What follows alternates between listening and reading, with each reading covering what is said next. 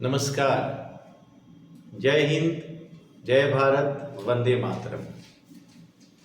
देखिए, question number हम आपको 15 बतलाए थे। Question number stock debtors method से। क्वेश्चन नंबर 16 भी स्टॉक डेटर्स मेथड से है। क्वेश्चन नंबर 16 क्या है?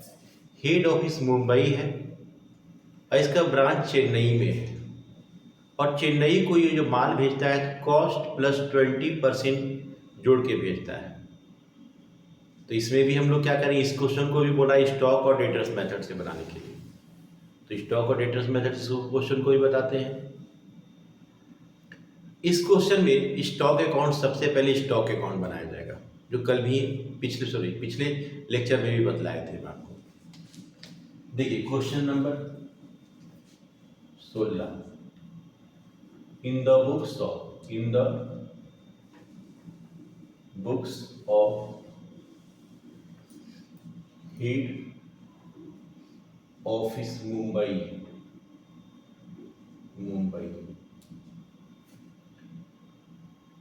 स्टॉक अकाउंट बनाना है। हम इसको स्टॉक अकाउंट को ब्रांच स्टॉक अकाउंट भी कर लिख सकते हैं। ब्रांच स्टॉक अकाउंट भी लिख सकते हैं। Branch stock account.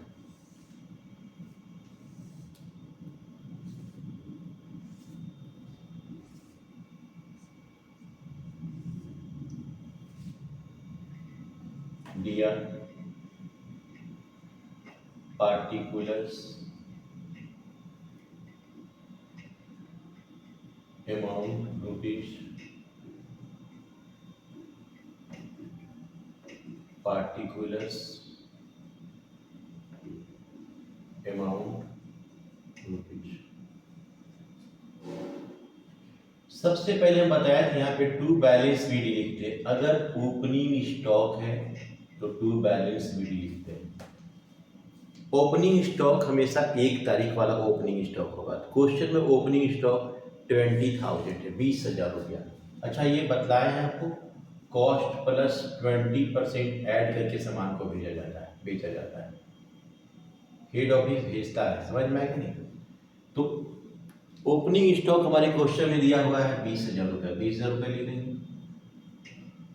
फिर बतलाया कि यहाँ पे गुड्स सप्लाइड, हेड ऑफिस ने कितना माल भेजा है ब्रांच को। गुड सप्लाइड हो सकता है क्वेश्चन में, गुड सेंट हो सकता है क्वेश्चन में। दोनों का मतलब एक ही होता है। इस क्वेश्चन में गुड सेंट लिखा है, हम भी गुड सेंट लिख रहे हैं। 80,000 का भेजा, 80,000 का लिखेंगे। फिर हम क्रेडिट साइड बताए थे, चाहे वो कैश सेल्स हो चाहे क्रेडिट सेल हो, दोनों लिखा जाता है। तो यहाँ क्वेश्चन में केवल सेल्स लिखा हुआ है, यानी कि उसमें कैश सेल्स और क्रेडिट सेल दोनों इंक्लूडेड है। देन सेल्स हम लिख देते हैं। यहाँ पे क्वेश्चन में सेल्स दिया हुआ है 1,22,000, 1,22,000।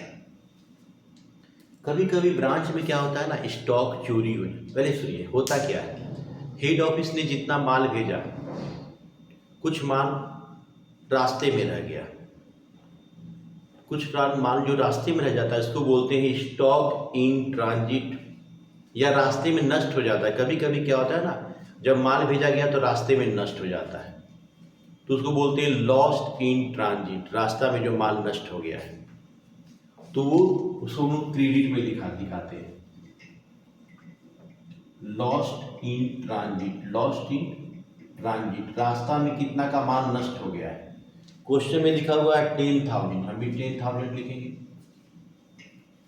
कभी कभी ब्रांच से माल चोरी हो जाता है, जिसको पिलफरेज कहते हैं। पिलफरेज, तो पिलफरेज क्वेश्चन में दिया हुआ 4,000 का माल ब्रांच से चोरी हो गया।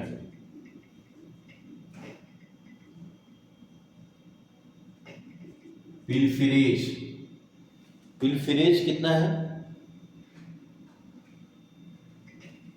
पिलफरेज ₹4,000 है। कभी कभी वेस्टेज हो जाता है, माल नष्ट हो जाता है।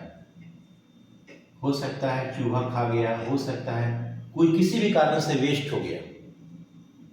वो है क्वेश्चन में 2,000। फिर यहाँ पे क्लोजिंग बैलेंस भी लिखा जाता है। क्लोजिंग जो बैलेंस मेरा स्टॉक का होता है, हम शुरू से बताते हैं बैलेंस सीडी लिखने के लिए, बैलेंस सीडी। इस क्वेश्चन में क्लोजिंग भी दिया हुआ, क्लोजिंग बैलेंस 24,000 दिया है, 24,000। अब यहाँ पे जोड़ते हैं तो इस क्वेश्चन का क्रेडिट बैलेंस ज़्यादा जोड़ने से आता है। 1,22,000, 1,32,000, 1,36,000, 1,38,000, 1,42,000, 1,62,000। यहाँ 1,62,000 आता है, 1,62,000। यहाँ पे भी 1,62,000 आना चाहिए। यहाँ जो 62,000 जो यहाँ पे बच रहा है, इसको हम ब्रांच एडजस्टमेंट अकाउंट में ट्रांसफर कर देते हैं। ब्रांच एडजस्टमेंट अकाउंट में इसको ट्रांसफर कर दिया जाता है, बैलेंस फिगर। अब हम बनाएंगे ब्रांच एडजस्टमेंट अकाउंट। देखिए इसमें डेटर्स अकाउंट क्यों नहीं बनाएंगे, डेटर्स अकाउंट भी हम पिछले क्लास में बतलाए थे कि स्टॉक डेटर्स मेथड में डेटर्स अकाउंट भी बनाना पड़ता है।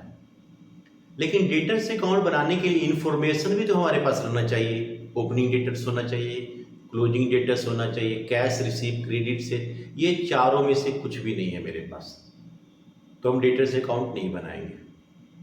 कल वाले क्वेश्चन में, पिछले क्लास वाले क्वेश्चन में था ये, आज नहीं है, तो सीधे हम ब्रांच एडजस्टमेंट अकाउंट बनाएंगे। Branch adjustment account, branch adjustment account, branch adjustment account बनाएंगे।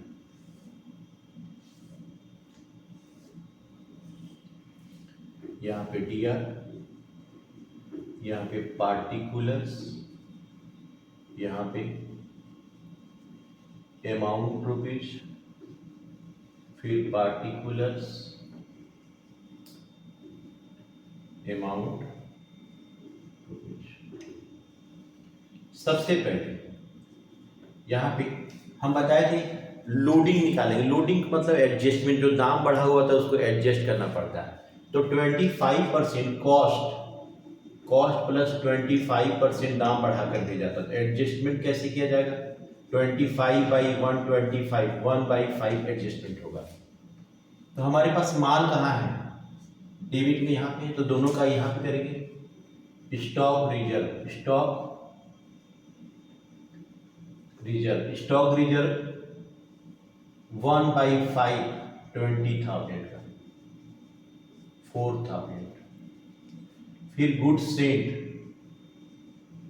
गुड्स सेंट का निकालेंगे। गुड्स सेंट का 1/5 इंटू 80,000, 16×5 = 80, 16,000।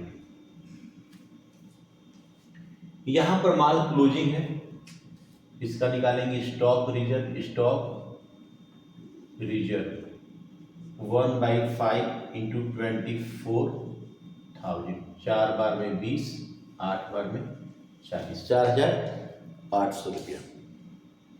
अब हम क्या करते हैं, जितने भी क्वेश्चन में लॉस है उसको लॉस को लिखते हैं, उसके बाद एक्सपेंसेस को लिखते हैं। सबसे पहले हम आते हैं लॉस में। लॉस, जो भी लॉस होता है मेरा, लॉस एक है पिलफिरेज,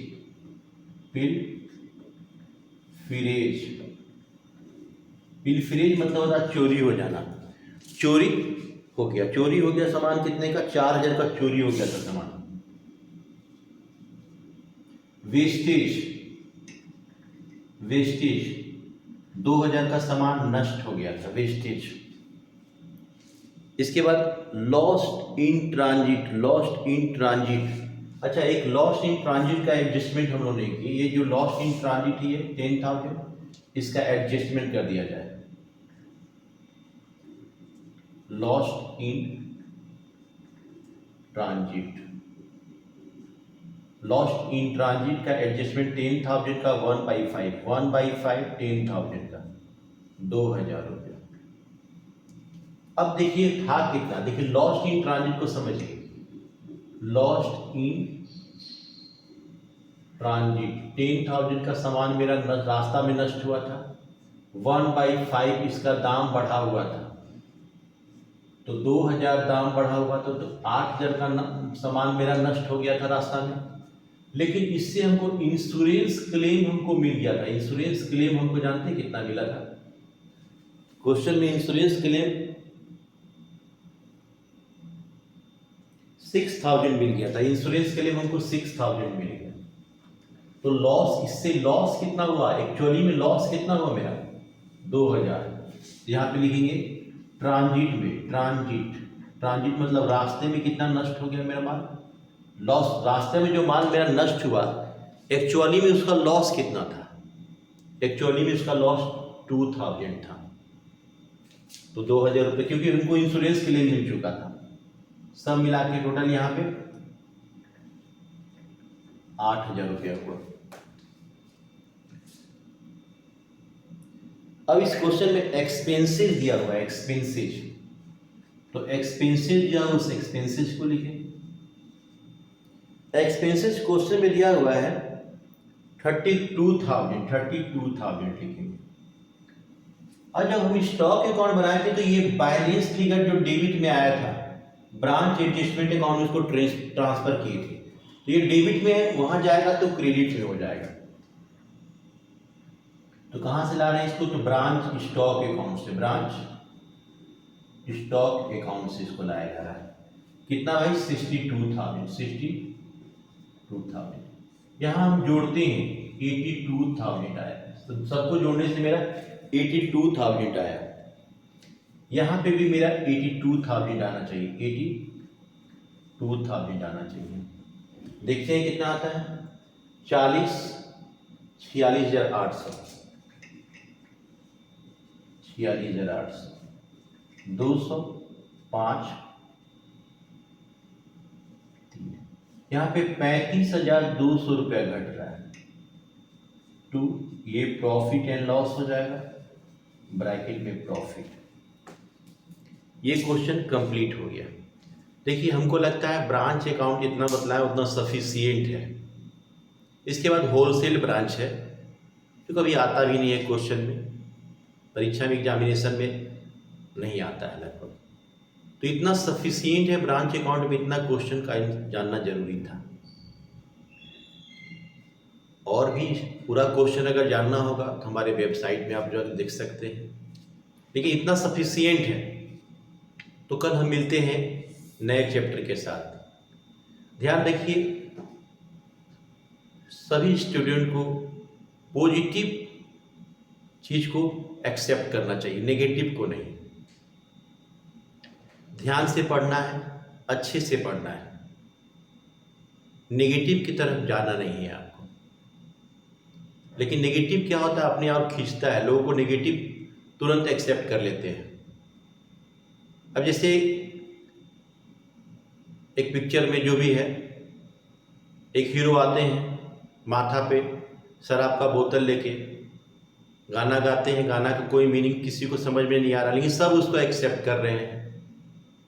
लेकिन अगर वही पिक्चर में अगर कोई टीचर बुक माथा पे रख के कुछ करता तो उसको समझ में नहीं आता कि बुक को पढ़ना है क्या है, ऐसा कोई वीडियो नहीं बनाता। एक्सेप्ट तो तुरंत नेगेटिव को कर लेते, लेकिन वो गलत है। पॉजिटिव को एक्सेप्ट कीजिए, सकारात्मक चीज़ों को स्वीकार कीजिए, क्योंकि यही आपको आगे लेके जाएगा। मिलते हैं अगले चैप्टर के साथ अगले लेक्चर में। जय हिंद, जय भारत।